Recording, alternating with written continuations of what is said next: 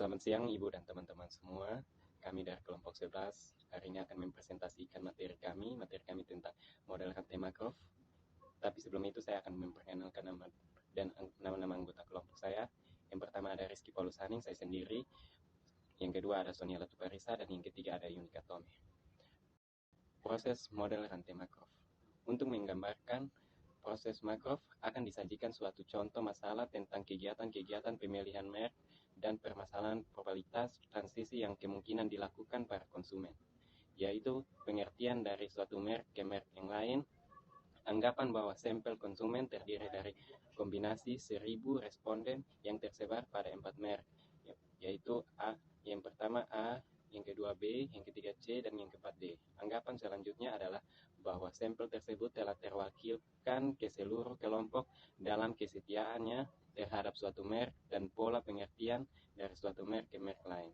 Konsumen berpindah dari suatu merek ke merek yang lain dapat karena pengiklanan, promosi khusus, harga, ketidakpuasan, dan lain-lain. Di sini ada tabel, teman-teman bisa lihat tabel pertukaran pelanggan untuk setiap tahun.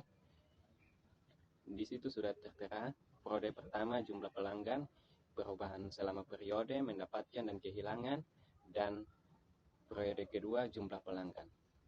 Selanjutnya, first order and higher order analisa Markov. Bagian sebelumnya membahas hardcore component and switching component, para pelanggan dalam hubungannya dengan suatu merek versus merek-merek lain. Anggapan dasar, para pelanggan tidak mengubah dari satu merek ke suatu merek lain secara acak. Di samping itu, mereka membeli merek-merek pada waktu yang akan datang yang mencerminkan pilihan-pilihan mereka yang dibuat waktu yang lalu. Proses Markov dapat berbeda order.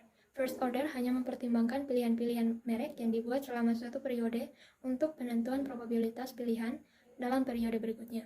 Second order analisa Markov menganggap pilihan-pilihan untuk suatu merek tertentu pada periode berikutnya tergantung pada pilihan-pilihan merek yang dibuat oleh para pelanggan selama 2 periode terakhir.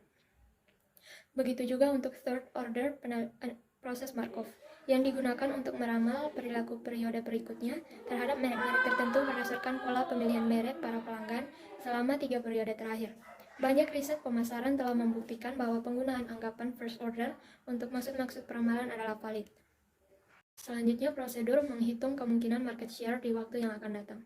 Perhitungan market share yang mungkin untuk merek A, B, C, dan D dalam periode kedua dapat diperoleh dengan mengalihkan matriks probabilitas transisi dengan market share pada periode pertama. Teman-teman bisa melihat di bagian bawah, itu adalah contoh dari perkalian matriks probabilitas transisi dengan market share. Selanjutnya, perhitungan metode pertama. Perhitungan terperinci di bawah ini hanya diberikan untuk baris pertama dan kolom pertama.